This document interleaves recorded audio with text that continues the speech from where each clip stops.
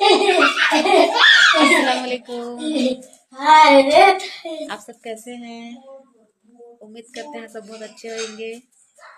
आप सभी को ईद बहुत बहुत मुबारक।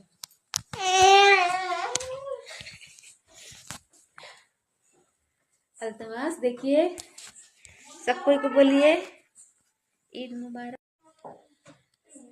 अल्तमास बोलिए ईद मुबारक आप सभी को।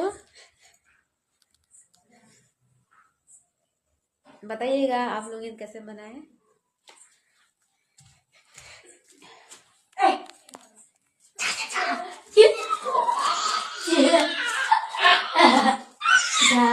अस्सलाम वालेकुम, अल्लाह हाफिज।